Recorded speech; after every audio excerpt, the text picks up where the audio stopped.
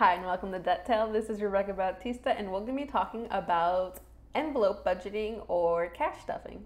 So let's get started. I wanted to talk about this because it is a way of budgeting, but it's also really a flavor of zero-based budgeting, which I have a video up there about. This time you'll be withdrawing cash and you'll be using cash to make your day-to-day spending. This is different because with zero-based budgeting, you could do it just by swiping your debit card or your credit card if you are paying it back. Now, this method has gotten quite popular again thanks to Dave Ramsey and Kamiko Love, aka the Budget Mom. Seriously, at this point, there are probably over 1 million videos of people envelope or cash stuffing, which is just taking cash and putting it in their envelopes as their method of budgeting on YouTube. I personally haven't done this, but I do sometimes watch videos because it's just, who doesn't like watching people put money in an envelope and going, ooh, I wish I had that money. So I wanted to explain why this particular method is being retouted as the best way to go about honing in on your spending. The basic premise is that by swiping a plastic card, it further removes you away from the consequence of spending money. You got to think about the money you spend as potentially losing out on the opportunities that you could have used that money. Now, this is true of any type of spending, whether you use your debit card, a credit card, cash. What we want to talk about is how the swiping of a plastic card acts as a buffer. Psychologically, it's easier to swipe a card than hand over cash. That's because with a plastic card, you don't get a visual of money leaving your possession. So, for example, when you swipe a card, the card doesn't get smaller, nor most of the time does the card even get taken away from you. In most cases, when you swipe a card, you still remain in possession of the card. When you are handing cash over, you are physically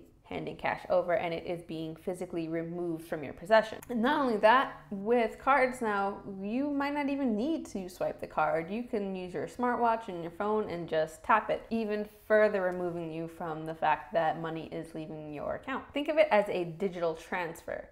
It's not a physical transfer, but a digital one. And your mind works better with physical tangibles than the idea or the philosophical removing and digital transfer part, if that makes sense. Now, cash is different because you are physically handing it over or it is being physically grabbed by another individual. Even a machine, when you put it in the ATM, sucks it up from your hand. Now, also with money, you have a visual change as well. So for example, let's say you are buying groceries and you pay with a $100 bill. The cashier takes that $100 bill and then gives you back your change. Now, your change could be a bunch of singles and a 5, but that's different because the 5 denotes a smaller amount of money than the 100 that's on here, but also you have a whole bunch versus 1. For some, you'll be like, oh, well, I see more.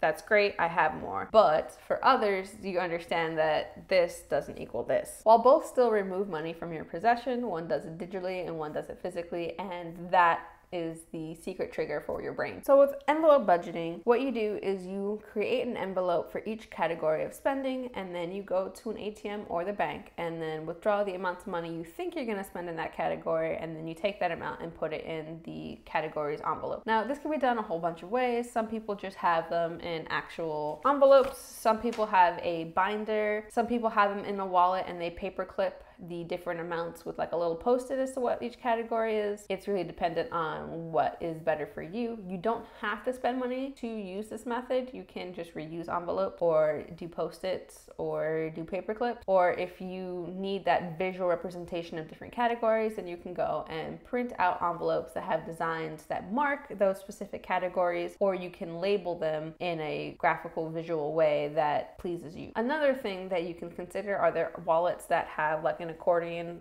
type of filing system where you can put the money in and have it spread out that way. Then you just go about your daily life, and when you need to spend money on a particular category, you then go to that specific envelope and withdraw the cash from that envelope. Now, for some people who really want to track this way, they'll take the receipt and put it back in there and then track it on a either manual paper spreadsheet or a digital one. For some people, they just don't care and they just, once there's no money in that envelope, that's it. They can't spend any more in that category. For some people, they will borrow and take out of other envelopes to meet a deficit, and others are very strict where they're like, nope, there's no money in this envelope, I can't spend on this particular category. So some potential considerations for this is that it can be a lot of cash. This often makes people nervous that if they lose their wallet, if they have something stolen, if they forget an envelope, they will lose the cash, and that's true. You potentially can. Another potential consideration is the inconvenience of going to an ATM or a bank to receive these bills. Now, some ATMs will only go and give you 20s, some will have 10s and 5s. You may be subject to then doing like cash back at a store and pick an amount there. It's kind of dependent and can be a time waster if that is just a thing for you. Another thing is that some stores don't take big bills, and I find this more and more common with smaller mom and pop shops. It's not every store, but it's becoming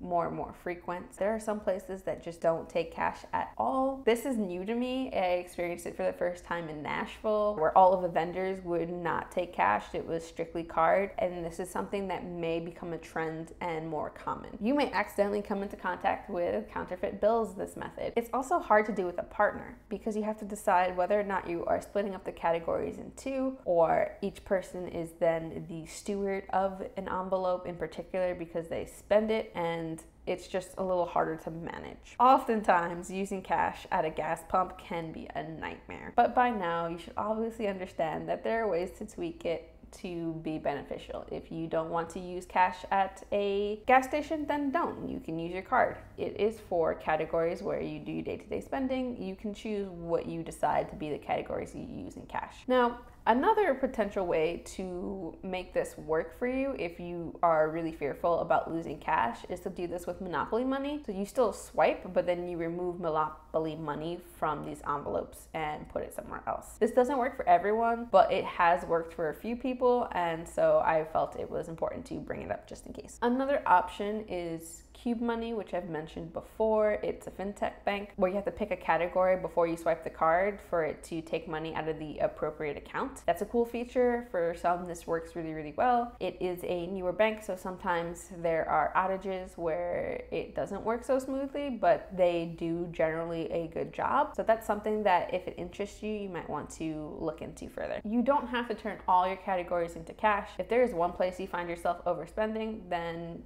you may use that category as your sole envelope category, so that way you can get a visual, physical removal of that money during your spending, and hopefully that will help rein in net spending if it's a concern to you. Well, I hope that was a good overview of envelope budgeting or cash stuffing. If there's any questions, please, again, leave a comment below. Please give this video a like so that way I have a better chance at hitting that YouTube algorithm to spread the personal finance videos. This kind of concludes the budgeting series over different methodologies for budgeting. If there was a budgeting method that I didn't talk about that you want me to include, let me know and I'll be happy to make a video and throw it in. Our next series is going to be on the basics of banks, so the different types of savings, checking, money market, different things like that that you may or may not know about. So until the next video, I'll see ya. Bye.